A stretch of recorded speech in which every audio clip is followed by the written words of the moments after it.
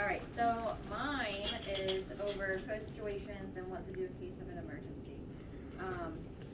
So I was told to do like the 3 biggest things that we see here.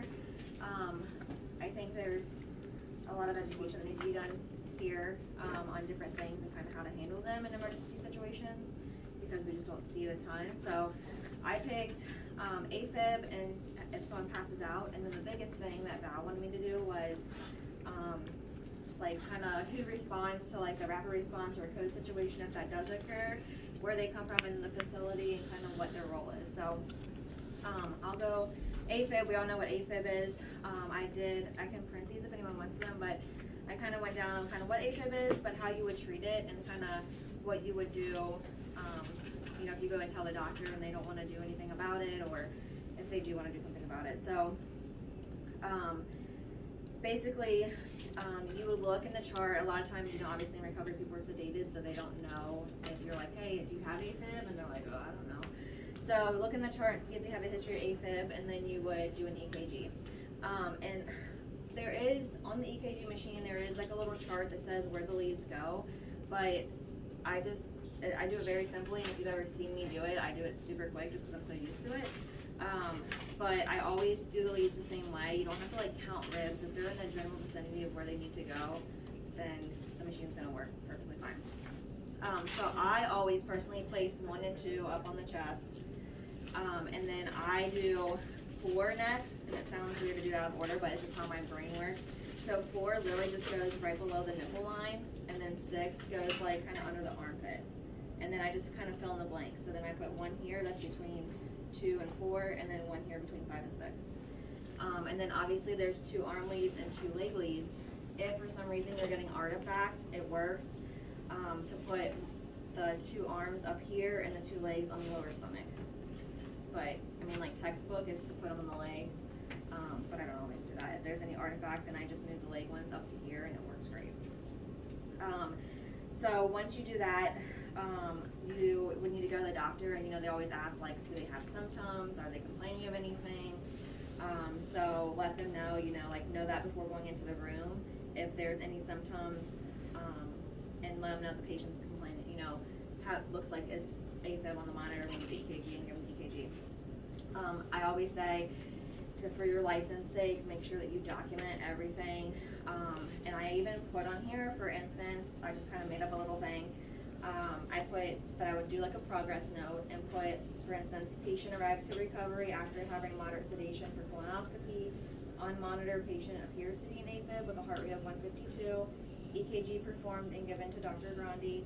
MD states that we will monitor patient this time and give an additional 1 liter of normal saline. Patient denies chest pain, dizziness, or shortness of breath. No needs at this time. We'll continue to monitor patient.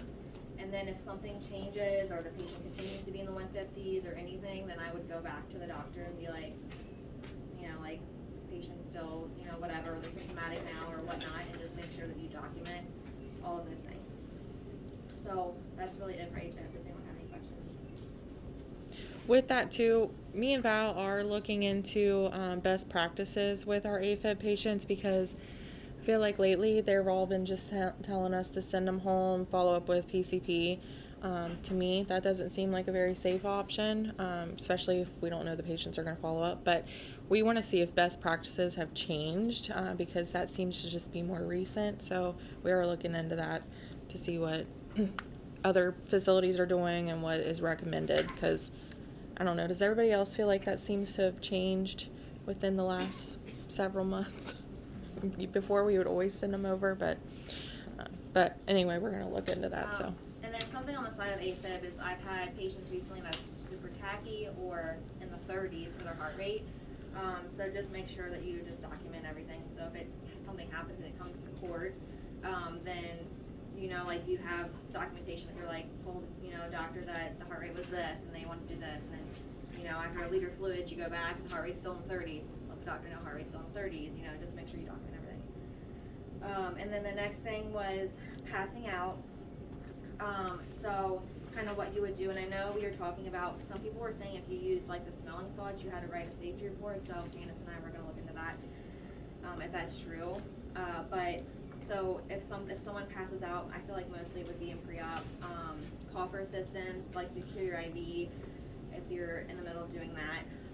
Lift the patient's legs in the recliner. Do a cold washcloth to the head and open the fluids wide open. And you should stay with that patient. Don't get another chart. Monitor the patient's blood pressure. If that is not resolving, I mean, and I don't know like what time frame you would even say if they're completely out for, but like if it's not resolving, then smelling salts.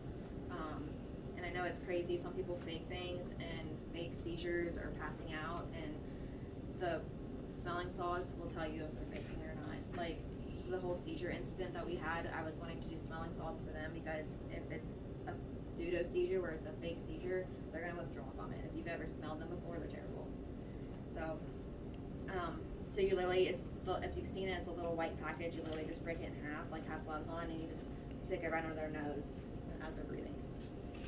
So, I feel like the most important thing of all of this is really the rapid response and code blue responsibilities. And I'm glad that this came up to do this because of, recent things that I've seen here, or heard about, but I basically came up with 8 roles that people would have, and obviously if it's the end of the day, you wouldn't have that many people here, so I'm going to talk about that too. But the first role is the recorder. So in the hospital setting, the recorder is always the person who has the patient, because you should know your patient best. And when you call to give report to someone, like say someone, God forbid, codes here, and you're giving a report to the ER or something, for instance, or the EMTs when they arrive, then you know exactly, when we gave meds, what we did, if we had to shock them, whatever. So you should know all that. So the bedside nurse would be the recorder. And then they would also help to assign the roles of someone doing airway, medications, who would help at the bedside, and then who would do the Zoll. So the second role is the airway. That person should be the first nurse kind of on scene until anesthesia arrives, if anesthesia is available, but nurses are more than capable of maintaining the airway. And then anesthesia, obviously when they take over, they could intubate if we need to. The only person that I feel like required to come from here, from pre-op, would be the pre-op area marshal. So they would be in charge of the crash cart and drawing up meds, and handing them to whoever's at the bedside. So I said the pre-op area marshal just because they should they should know how pre-op is going. And when they come back here, they should be like, okay, this person, we're like literally doing CPR, I need to get epi out. Like they should kind of anticipate what we're gonna need. Then one person would be a bedside nurse. They would help to maintain the airway initially, but then would be the one to administer meds, make sure the IV works. If we have time, hopefully they're not here that long, but they would start a second IV if we have time for that. I know a lot of times, for like moderate, we use like a 22. Over in the ED, they do 18s or 20s, so just something bigger for that situation. And whenever someone actually codes, there's at least 2 lines of access. And then the Zoll would be any nurse. This would be good, especially like management being here. Anyone who is ACLS certified can work the Zoll.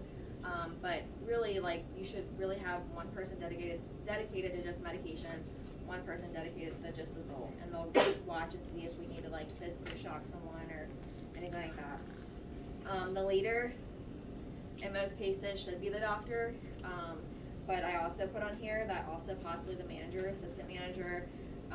Their role is really just to make sure everything kind of is flowing. They shouldn't necessarily be physically touching the patient, but make sure people are doing what they're supposed to be doing.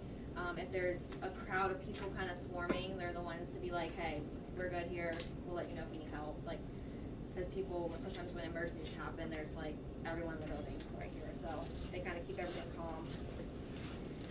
The CPR, I'm like, where am I going to pull these people from? So everyone here should have basic BLS certifications working here. So the perfect people, I feel like, in the way that it works over in the hospital, would be the cleaning room techs would come out.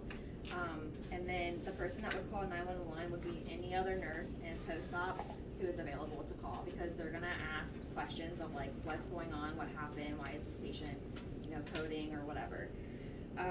Realistically, I said too, this person in our recovery room is the most critical patient that we have, so the whole place should be at a halt. And I know that sounds crazy. We're not gonna I wouldn't expect for us to stop procedures that are happening currently, but we shouldn't start new procedures. Like, we should have everyone that we have available for the person that's literally dying in front of us, you know? And then just lastly, kind of, if people, when I was making this, people were like, what happens when it's the end of the day? I mean, I feel like this is common sense, but basic BLS skills is necessarily all that we need if we don't have very many people. So you literally need someone to record what's happening, so the bedside nurse that has the patient, someone to do chest compressions, and someone to manage the airway. And I'm sure, I feel like usually there's at least 4 people late, 2 in the room, 2 out here, so then the 4th person would be the one to call 911. I mean, if there's more people kind of around, we had talked about this as well, that we all have ACLS, so we should be able to break that cart and give epi if needed. But I mean, usually Montgomery responds super quick, so hopefully we wouldn't need that, but you just need this, 3 people to manage the patient and then 1 person to call 911 and kind of direct the squad on where to go and stuff. So that's about it. Any questions? I just felt like we needed something in place, and I looked on the crash cart when I was doing this, and there was literally 3 roles of 3 people doing all of those things, and I'm like, realistically, that's not possible. Safely for the patient, we couldn't do that. So.